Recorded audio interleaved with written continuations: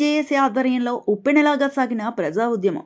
రాజంపేట జిల్లా కేంద్రంగా ప్రకటించేంత వరకు మేము ఉద్యమాన్ని కొనసాగిస్తామని, అవసరమైతే ఉద్యమాన్ని ఇంకా పెద్ద ఎత్తున ముందుకు తీసుకెళ్తామని, అన్ని వస్తువులు కలిగి ఉన్న అందరికీ ఆమోదయోగ్యమైన అన్ని మండలాలకు, నియోజకవర్గాలకు సెంటర్ భాగమైన అన్నమయ్య పుట్టిన నేల, అన్నమయ్య పేరు సార్థకం చేయాలంటే రాజంపేటను అన్నమయ్య జిల్లా కేంద్రంగా ప్రకటించాలని చిట్వేల్లో ఊపందుకుంటున్న ఉద్యమం ఒక ఉప్పెనలాగా మారి ప్రజాప్రతినిధులకు ఒక అల్టిమేటంలో ఉండబోతుందని ఇక్కడ మేధావులు అనుకుంటున్నారు.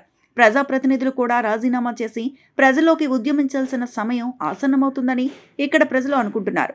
ఉద్యమం తారాస్థాయికి చేరిక మునిపే రాజంపేటను జిల్లా కేంద్రంగా ప్రకటించాలని, తదుపరి పరిణామాలకు ప్రభుత్వమే బాధ్యత వహించాలని, నాడు ప్రజా ప్రస్థానంలో ప్రజల మధ్య ప్రజలకు ఇచ్చిన వాగ్దానాన్ని రాజంపేట నడిబొడ్డున అన్నమయ్య కేంద్రం చేస్తానని ప్రకటించిన ఆంధ్రప్రదేశ్ రాష్ట్ర ముఖ్యమంత్రిని చేసిన వాగ్దానాన్ని ప్రజలు ఎప్పటికీ మర్చిపోరని, మీరు న్యాయం చేస్తారని, రాజంపేట జిల్లా కేంద్రంగా చేస్తారని రాజంపేట రైల్వే కోడూరు నందలూరి ఒంటిమిట్ట ప్రజలు కోరుకుంటున్నారు.